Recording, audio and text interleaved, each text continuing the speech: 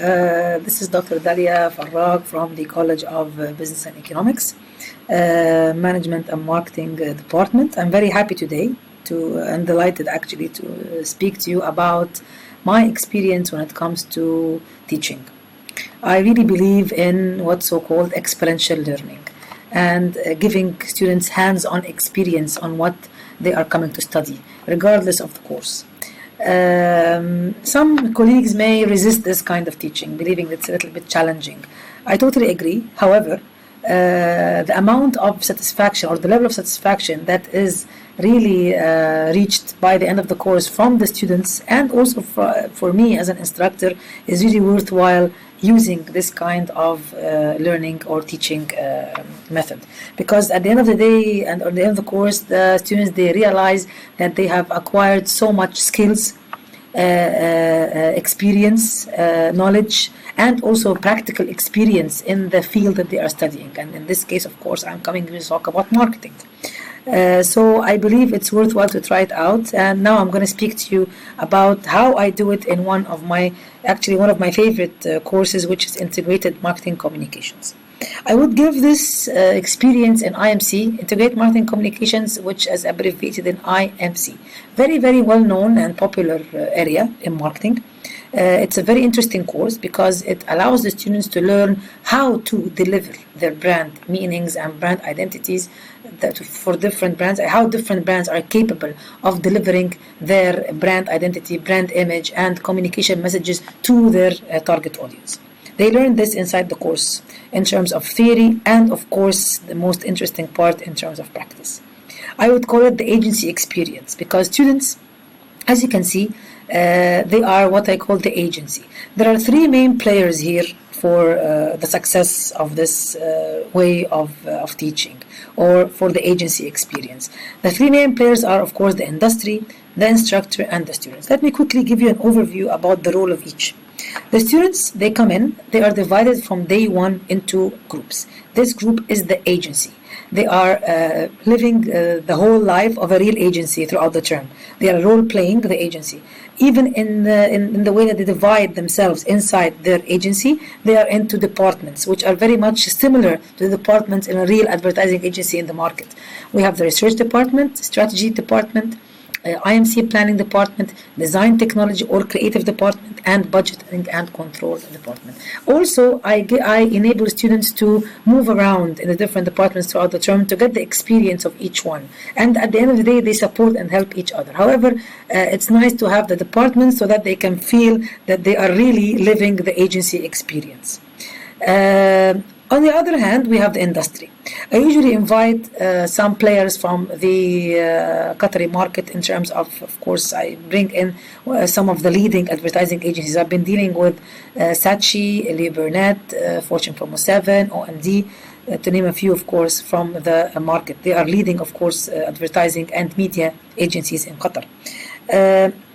I usually invite one of them in each course for each term, and they start their role basically is three things. Number one, they provide training for the students. Training is delivered 2 times in the course, at the beginning of the course and just in the second phase of the project or second phase of the course. The beginning of the course, I give the training with the agency, and it's basically more of strategic training about marketing, about branding, about how to define your brand, about how to collect appropriate media and market research to support your ideas and to put together a conceptual map and to rewrite a positioning statement. And this is the training that they get in the beginning of the course. And then by the end of the course, they get the training more related to how to buy media in Qatar, media placing, media buying, how to write a media plan, a creative brief, what are the components of the creative brief and how to get it together, and so on. And the other role for the industry is that they play an advisory role throughout the term as well. Usually, students have access to them in some sort of way, and each group or each agency, the students, of course, each agency in the class, they have an advisor from the external, which is the external player, the industry, of course, and I, of course, by default, I am the project advisor for them throughout the term. So This is the second thing that the industry is involved in. The third thing is the evaluation and judgment phase as well at the end of the course. They are part of the jury that assesses the students' work, and they give them very constructive criticism and comments on how to improve their work and how to put it in the final form of a real IMC plan that could be implemented the next day, like a real plan with budgets, with everything. So this is the role of the industry. Of course, me as an instructor, my role is throughout the term in different ways, in terms of assessing their work, in terms of putting them on the right track, in terms of providing the appropriate templates to support their mission of developing a professional communication or IMC plan, or what we call a 360 campaign. Let's move on and talk about my teaching philosophy. Actually, as you can see, how it's done more. As you can see, it's how you blend or how you bridge the gap between theory and practice. It involves three main interesting components. Industry engagement, we talked about it. They are engaged from day one. Number two, the utilizing of multi-assessment and multi-teaching tools. Me as an instructor, I give the students the chance to be evaluated in different ways. And I believe this is very healthy for when it comes to experiential learning, because experiential learning by nature is kind of subjective, and you have to provide the appropriate objective templates and tools to support this kind of learning, so that students can understand throughout the term how they are being assessed. I have in each group, in each agency, there is what we call the account manager or the group leader, and they are required to present bi-weekly progress reports to the instructor via, of course, Blackboard. And there's a template for this bi-weekly report, and they have to fill out and indicate the role of each department, given, of course, the students in each department, and what kind of work has been done, and if they have any comments, and so on. And this is done every 2 weeks. The instructor himself, I meet the students maybe 3 or 4 times in the term. They are required to do two kinds of presentation. Of course, the end of term one, the end of term presentation, but they also have to do what we call in the 6th week, what we call a progress presentation, that they are presenting in their marketing briefs. Because at the end of the day, for IMC, and I'm talking about my course, is divided into 2 main parts: a strategic part and a tactical or implementation or a hands-on part. The strategic part is where they have to write their marketing briefs, and they have to present it in the 6th week. And I give them some guidance on how to shape it in the right way, so that it can be the right input for the tactical or the creative brief part. So students are assessed in this presentation, and as well I give them also a self-assessment form by the end of the term. Each student individually has to fill in this self-assessment and give themselves some sort of grade. I match this, of course, with the actual performance and also with the assessment from the account manager inside the group. So the multi-way of assessing also is very healthy for delivering this kind of learning, experiential learning. The other thing, of course, is the teaching tools. I use case studies, videos, flipped classrooms through what we call peer-assisted learning, because I always meet regularly with the account managers for each group, and I give them insights, and I give them some ways of supporting, how to support their colleagues inside the group. So they are kind of also not just they are dividing the work, they are cooperating for things to happen, they meet the deadlines, they make sure that everybody exactly understands the role inside the agency, but also they are assisting their colleagues in getting the job done in the right way and being a point of contact between the instructor and the rest of the group or the agency, and so on. So this is regarding the of course, and at the end there is also a jury for the final day for the presentations for the students, and there is assessment criteria that the students are aware of before presenting their final ideas. Regarding the deliverables, the students are required to deliver 3 things by the end of the term.